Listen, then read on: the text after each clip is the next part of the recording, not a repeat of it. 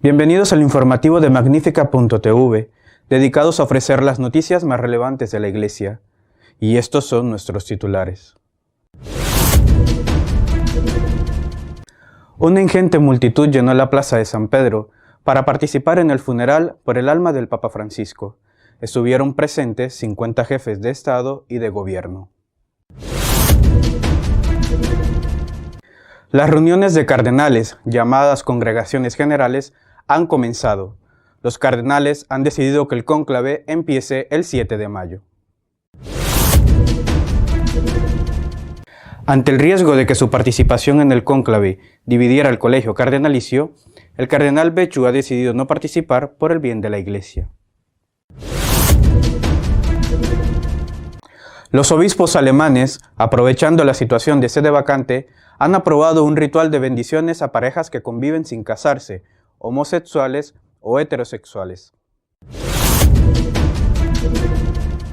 La Iglesia en Nicaragua sigue sufriendo persecución por parte del gobierno comunista del dictador Ortega, que ha prohibido casi todos los actos públicos de Semana Santa. La Iglesia despidió al Papa Francisco con un solemne y multitudinario funeral el pasado sábado, al que asistieron más de 50 jefes de Estado y de Gobierno. La plaza de San Pedro acogió el pasado sábado el solemne funeral por el alma del Papa Francisco. La Eucaristía fue presidida por el decano del Colegio Cardenalicio, el cardenal Re. La celebración, solemne y perfecta, congregó a más de 200.000 personas. Estamos reunidos en oración en torno a los restos mortales del Papa Francisco, con el corazón triste, pero sostenidos por las certezas de la fe, expresó el decano del Colegio Cardenalicio al inicio de su homilía. La existencia humana no termina en la tumba, sino en la casa del Padre, en una vida de felicidad que no conoce el ocaso. Durante la homilía, Re recordó la última aparición pública de Francisco, cuando impartió la bendición desde el balcón de la Basílica de San Pedro en la solemnidad de Pascua, pese a su delicado estado de salud. Fue un papa en medio de la gente con el corazón abierto hacia todos, afirmó Re. Su modo pastoral, añadió, estableció un contacto directo con las personas y con los pueblos, con especial atención hacia quienes estaban en dificultad.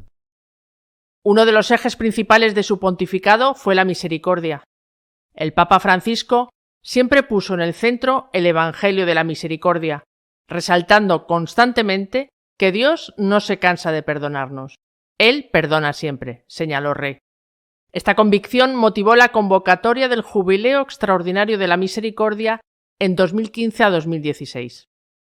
El cardenal recordó también su compromiso con los excluidos, mencionando gestos significativos como su primer viaje a Lampedusa y su visita a Irak en 2021. Esa difícil visita apostólica fue un bálsamo sobre las heridas abiertas de la población iraquí, apuntó. En su defensa de la paz, denunció la lógica de la guerra. La guerra, decía, no es más que muerte de personas, destrucción de casas, hospitales y escuelas. El purpurado recordó su llamado a construir puentes y no muros, como parte de su impulso a la cultura del encuentro frente a la cultura del descarte. Re también evocó el énfasis del pontífice en la evangelización, guiado por su primera exhortación apostólica Evangelii Gaudium, en la que alentó a anunciar el Evangelio con alegría y esperanza.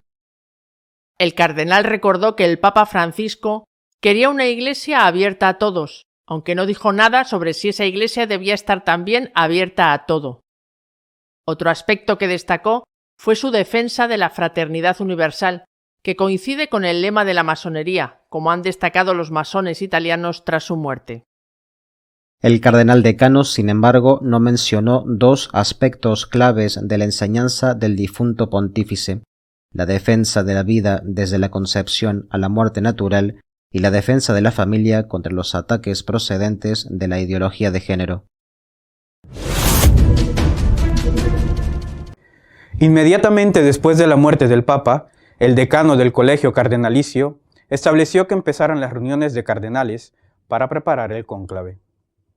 El cardenal Re, decano del Colegio Cardenalicio, ordenó que al día siguiente de la muerte del Papa comenzaran las reuniones del Colegio Cardenalicio, las llamadas congregaciones generales, destinadas a debatir las características que debe reunir el próximo sucesor de San Pedro. La primera medida que se adoptó con apenas 60 cardenales reunidos de los más de 250 existentes fue que el funeral se celebrara el sábado y que a partir de ese momento comenzaran las 9 misas por el eterno descanso del difunto pontífice, las llamadas novendiales. El domingo, esa misa exequial estuvo presidida por el secretario de Estado, cardenal Parolin. El purpurado, uno de los más firmes candidatos a ser elegido vicario de Cristo, destacó en su homilía la profunda humanidad del Papa Francisco. Parolin añadió que, como enseñó el Papa Francisco, no puede haber paz sin que reconozcamos el valor del otro, sin la atención al que es más débil y, sobre todo, que no puede haber nunca paz si no aprendemos a perdonarnos. El lunes, la misa fue presidida por el cardenal Reina, vicario del Papa para la diócesis de Roma. El martes, el presidente fue el cardenal Gambetti, arcipreste de la Basílica de San Pedro. El miércoles, el presidente fue el cardenal Sandri, vicedecano del Colegio Cardenalicio. El jueves, la misa de exequias fue anunciada en un primer momento como presidida por el cardenal Farrell, camarlengo de la Iglesia y gobernador de la misma durante la sede vacante. Sin embargo, al día siguiente se rectificó y será presidida por el cardenal Fernández, prefecto del Dicasterio para la Doctrina de la Fe e íntimo amigo del Papa Francisco. El viernes, la misa será presidida por el cardenal Gugerotti, prefecto del Dicasterio para las Iglesias Orientales. El sábado lo será por el cardenal Fernández Artime, proprefecto del Dicasterio para los Institutos de Vida Consagrada. Y el domingo, último día de los novendiales, la presidencia le corresponderá al cardenal Marberti, protodiácono del Colegio Cardenalicio, y que será el que anuncie el nombre del nuevo papa. Además de debatir sobre el perfil que debe reunir el sucesor de Pedro, los cardenales han decidido que el cónclave empiece el miércoles 7 de mayo. Por la mañana se celebrará una solemne Eucaristía presidida por el cardenal Re, decano del Colegio Cardenalicio, y después comenzará el cónclave en la Capilla Sixtina. Uno de los temas más debatidos ha sido el de la posibilidad de que el cardenal Becciu esté en el cónclave. El cardenal ha decidido renunciar para evitar divisiones. El cardenal Becciu fue condenado en diciembre de 2023 a 5 años y medio de prisión por delitos de malversación de fondos y abuso de poder, pero la sentencia está recurrida y aún no es firme. El Papa Francisco le sancionó despojándole de sus derechos cardenalicios, pero le permitió participar en consistorios que han tenido lugar desde entonces. Ahora, llegado el momento de entrar en el cónclave, el cardenal ha pedido que se le permita estar ahí presente y ejercer su derecho al voto. Sin embargo, el cardenal Parolin ha presentado 2 cartas firmadas con una F por el Papa, la última de las cuales habría sido firmada cuando el pontífice estaba gravemente enfermo en el hospital. Becciu ha insistido en que solo se le puede negar su derecho al voto si hay un decreto formal del Papa, el cual no existe. Además, ha alegado que su condena no es firme, porque aún no se ha revisado la apelación que ha hecho a la misma. Ante esta situación, los cardenales reunidos en congregación general se dividieron entre los que estaban en contra de que participara y los que consideraban que las cartas del Papa Francisco no tenían valor jurídico, pues no eran decretos. Ante esta división, ha sido el propio cardenal Becciu el que ha decidido generosamente renunciar para evitar la división en el seno del Colegio Cardenalicio en un momento tan delicado como este. Los obispos alemanes han aprovechado que no hay papa y han aprobado un ritual para las bendiciones a parejas que conviven sin casarse, homosexuales o heterosexuales. La Conferencia Episcopal Alemana, junto al Comité Central de los Católicos Alemanes, ha publicado un documento que orienta a los sacerdotes sobre cómo realizar bendiciones a parejas del mismo sexo y heterosexuales que no están casadas por la Iglesia. El texto ha sido hecho público después de la muerte del Papa. El documento responde a las peticiones de bendición por parte de parejas que no han contraído matrimonio canónico, que están divorciadas y vueltas a casar o que pertenecen a la diversidad de orientaciones sexuales y de identidades de género. Estas solicitudes, según el texto, expresan tanto gratitud por el amor vivido como el deseo de contar con la bendición de Dios para el futuro. María 1.0, una organización de mujeres católicas, ha denunciado el grave alejamiento del orden de Dios y de la Iglesia por parte de la Conferencia Episcopal Alemana y del Comité Central de los Católicos Alemanes tras la publicación de un folleto sobre bendiciones de parejas que viven en pecado, apenas 2 días después del fallecimiento del Papa. Según María 1.0, la nueva guía contradice abiertamente los acuerdos alcanzados previamente con la Sede Apostólica, que establecían que cualquier desarrollo de camino sinodal debía ajustarse a la eclesiología del Concilio Vaticano II, respetar el derecho canónico e integrar los resultados del Sínodo Mundial bajo la aprobación de Roma. El carácter ritualizado de las ceremonias propuestas, con oraciones, cantos y aclamaciones, es interpretado por María 1.0 como una transgresión de la prohibición establecida en el número 31 de Fiducia Supplicans. Según la iniciativa, el folleto no oculta su intención de legitimar relaciones irregulares bajo apariencia de cumplimiento del magisterio. María 1.0 concluye que el folleto constituye una provocación a todos los niveles, empezando por el momento elegido para su difusión. Asimismo, lamenta que pese a citar selectivamente documentos oficiales, el texto se contradice y desvela una clara intención de subvertir la doctrina eclesial. El gobierno comunista del dictador Ortega, de Nicaragua, ha prohibido miles de actos religiosos de carácter público durante esta Semana Santa. La dictadura de Daniel Ortega intensificó la represión contra la Iglesia Católica, impidiendo miles de actos religiosos en 2025. Procesiones y celebraciones tradicionales fueron canceladas bajo amenazas y vigilancia armada. Se estima que al finalizar la Cuaresma de 2025, el régimen sandinista en Nicaragua habrá prohibido al menos 3.500 actos de piedad popular. Los detalles de esta represión fueron proporcionados por la abogada Marta Patricia Molina, quien desde el exilio en Estados Unidos documenta la persecución contra la Iglesia Católica en el país centroamericano.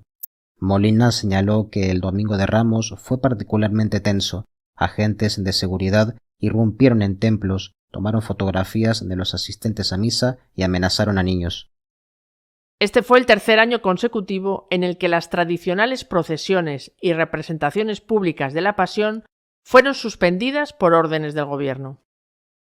Ante las restricciones, muchas parroquias han optado por organizar vía crucis internos dentro de los atrios de las iglesias, en lugar de celebraciones públicas por las calles, como era costumbre, y a las que asistían miles de personas. Esta ola represiva se produce en un contexto en el que desde 2018 la Iglesia ha sido percibida por el régimen como una fuerza de oposición. En aquel año, tras varios días de protestas masivas, el acompañamiento pastoral y la defensa de los derechos humanos por parte de obispos y sacerdotes llevaron al gobierno a romper vínculos con gran parte del liderazgo eclesial. Nuestra editorial de esta semana está dedicado a comentar la situación de la Iglesia en esta etapa de sede vacante.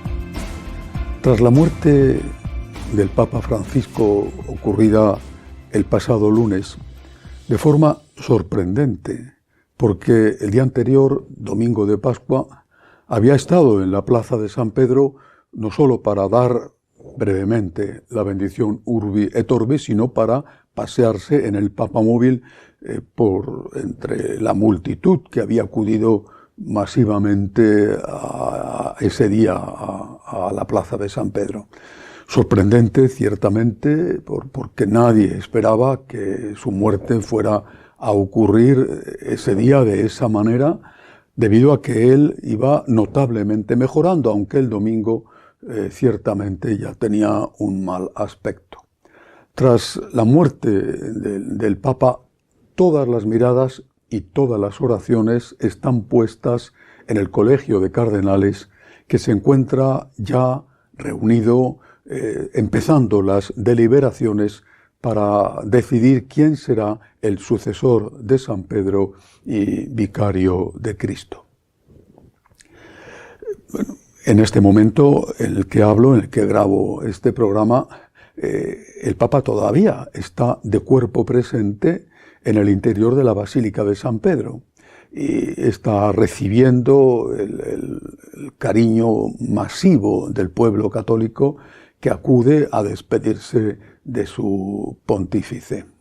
Mañana sábado tendrá lugar el solemne funeral en la plaza, después de lo cual, con la bendición del féretro por parte del camarlengo, después de eso será acogido en la puerta de la basílica por un grupo de mendigos, de personas que llevan recibiendo ayuda de parte del Vaticano, para dar una señal clara de que los pobres tienen un puesto privilegiado en la Iglesia.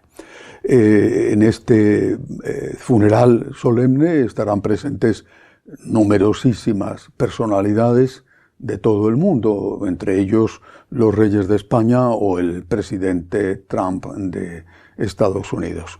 Una vez dentro de la basílica se procederá en un acto privado a poner el féretro con el cadáver en un automóvil especial y se le llevará a la Basílica de Santa María la Mayor, donde, según el deseo expreso del Papa en su testamento, será enterrado muy cerca de la imagen de la Salus Populi Romani, a la cual él tenía tanta devoción.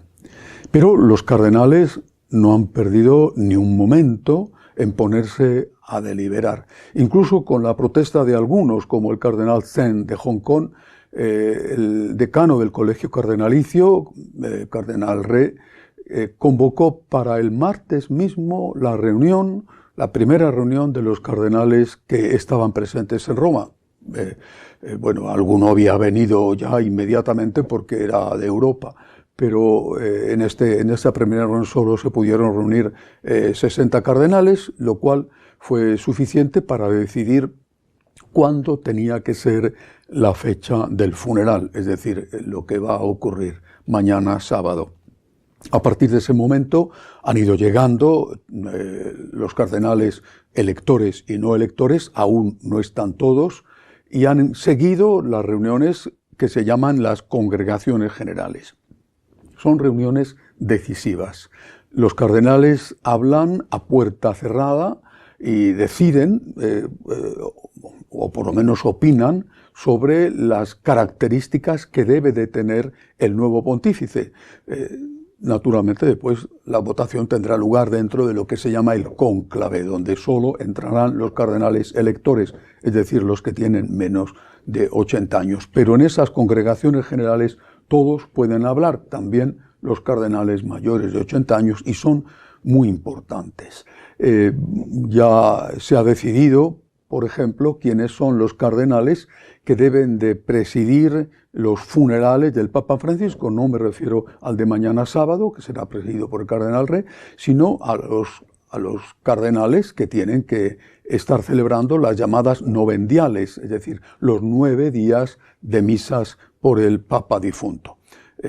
Ahí surgió una primera sorpresa porque fue excluido de esa lista el cardenal Fernández, argentino y seguramente la persona más próxima al Papa difunto dentro de todo el Colegio Cardenalicio, posiblemente dentro del equipo de sus colaboradores.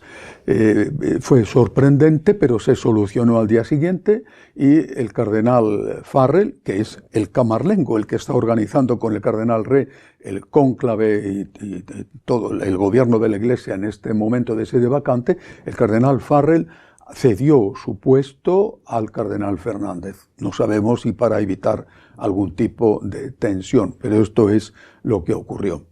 En cualquier caso, sí se sabe que los cardenales que están ya reuniéndose en congregaciones generales están ya afrontando las cuestiones de fondo.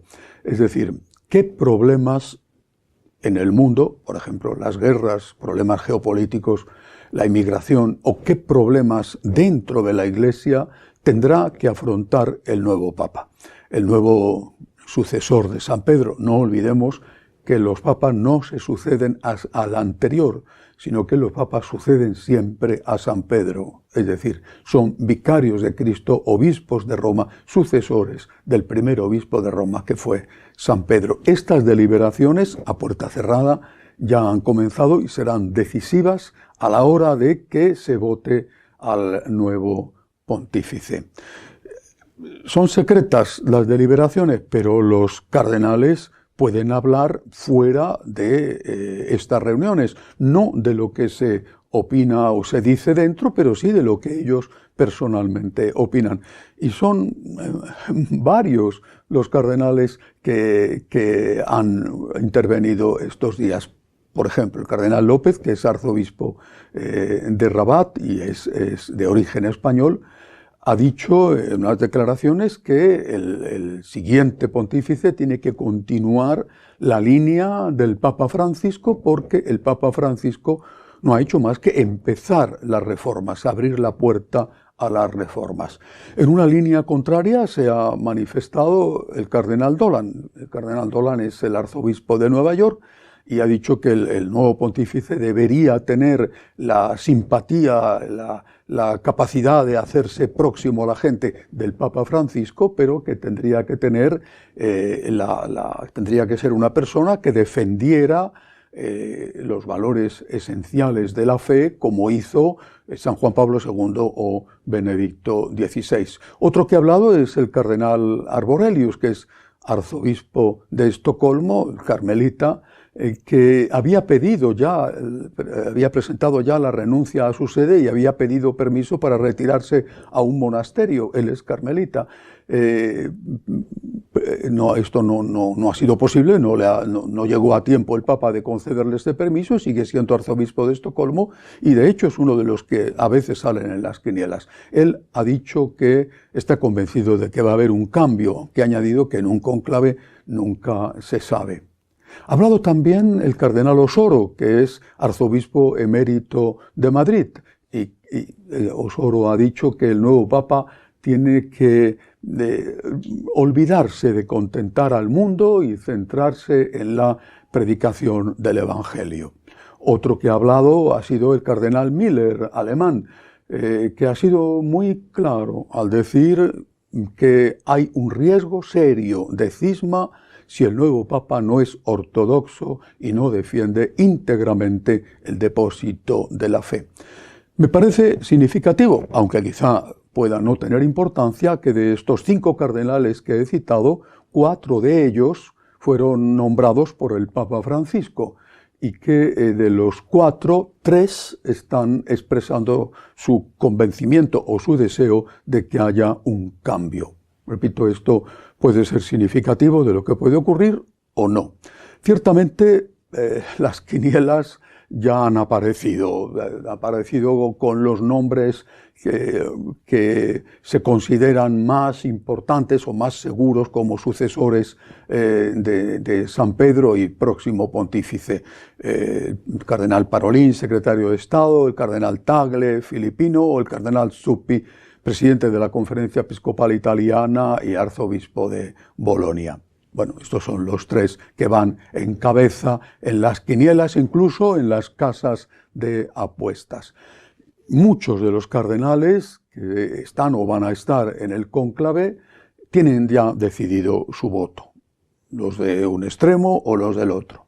Pero hay un grupo considerable de cardenales que aún no lo tiene decidido y que son los que van a inclinar la balanza hacia un lado o hacia el otro. Y esos cardenales posiblemente decidirán su voto en función de lo que se escuche en estas congregaciones generales, es decir, en función de lo que vayan oyendo a propósito de los retos que tendrá que enfrentar el nuevo pontífice, y después se fijarán en qué persona es más capaz de hacer frente a esos retos y de llevar adelante la Iglesia por el camino que juntos deciden que debe ser el que se recorra.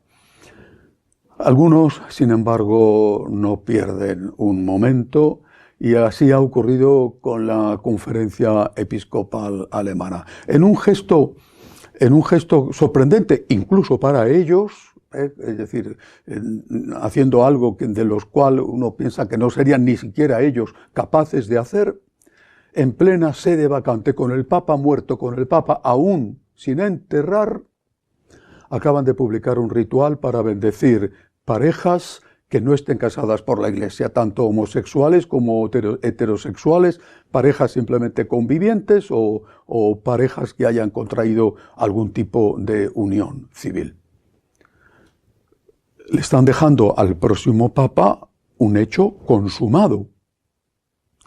Es decir, ahora el Papa nuevo, el que sea, tendrá que afrontar un problema. Ya en Alemania es algo aprobado por la Iglesia de allí, por la Conferencia Episcopal, un ritual que por supuesto lo tenían preparado desde hacía tiempo, pero no querían hacerlo público mientras viviera Francisco. Ya tienen aprobado y publicado un ritual para bendecir este tipo de parejas. El Papa nuevo tendrá que decidir si les llama la atención y les obliga a retirar ese ritual o si lo tolera. Le están poniendo al Papa, que aún no sabemos quién es, ya su primer problema encima de la mesa. Esto, francamente, no es leal. Pero ellos aprovechan la circunstancia y dejan ya puesto ahí lo que ellos quieren, y a ver ahora quién les desdice y quién se enfrenta con ellos. No hay que olvidar que la Iglesia alemana es riquísima, no rica, sino riquísima. Solo del impuesto religioso recibe más de 600 millones al año, aparte de muchísimo más dinero que recibe del gobierno en colaboración por las obras sociales que hace. Y es una iglesia que ayuda mucho al Vaticano, en primer lugar, pero también a muchas diócesis del mundo, comprando, por ejemplo, automóviles para los misioneros o ayudando a los seminarios. Es una iglesia riquísima. Si lo comparamos, por ejemplo, con la iglesia en España, que debido a la asignación tributaria recibe poco más de 30 millones, se puede ver la enorme diferencia que hay. ¿Será el próximo Papa capaz de enfrentarse con los ricos? Porque se habla mucho, se nos llena la boca, o por lo menos algunos, de la iglesia de los pobres. Pero al final, ¿quién manda? ¿Los ricos que ponen el dinero encima de la mesa, sobre todo en un momento de profunda, gravísima crisis económica que está viviendo el Vaticano? ¿O los pobres? ¿Quiénes van a ser más influyentes? Los alemanes, no por su vitalidad eclesial, apostólica, porque es una iglesia que está en un profundísimo declive, ni tampoco por sus argumentos teológicos. ¿Van a ser más influyentes los alemanes por su dinero que los africanos, por ejemplo, donde hay una iglesia vital y mártir que sigue creciendo a pesar de las matanzas a que se ven sometidos por los musulmanes? Solamente en esta Semana Santa más de 200 en Nigeria. ¿Será una iglesia de verdad de los pobres? Ahí está África. ¿Se escuchará a los africanos? ¿O será una iglesia de los ricos y los ricos alemanes serán los que decidan cuál tiene que ser el futuro de la iglesia? Es un reto sin duda para el próximo Papa, y la Conferencia Episcopal Alemana ha jugado sucio, aprobando y publicando este ritual en un momento en que estamos en sede vacante. Otra cosa que hay que decir es que ese colegio cardenalicio ha decidido posponer sin fecha la canonización del beato Carlos Acutis. Había una multitud ingente de personas que ya estaban en Roma o que estaban camino de Roma para asistir el domingo a esta canonización. Ha sido pospuesta porque en ausencia de un papa no se puede hacer una canonización. Estamos en un momento verdaderamente crucial. Hace falta rezar por el eterno descanso del Papa difunto. Lo estamos haciendo. Pero hace falta, muchísima falta, rezar por los cardenales. hay que pedir a Dios que el Espíritu Santo descienda sobre ellos y les ilumine a la hora de elegir al próximo vicario de Cristo, pastor universal de la Iglesia. Cuando un cardenal como Miller dice que el riesgo de cisma es grande, no podemos pensar que está bromeando o que es una bravata. La situación es compleja y delicada. Aparentemente, todo parece indicar que va a salir elegido un cardenal liberal, pero Dios es el Señor de la historia. Nosotros no tenemos dinero, ni influencias, ni podemos costear no sé qué gastos suntuosos, pero nosotros, los fieles, podemos rezar y tenemos que rezar por el Papa difunto, pero tenemos que rezar sobre todo por los cardenales para que sean fieles al Espíritu Santo. Hasta la semana que viene, si Dios quiere. Si deseas estar al tanto de lo que va sucediendo en la Iglesia, puedes hacerlo a través de nuestra página web www.magnificat.tv. Hasta la semana que viene, si Dios quiere.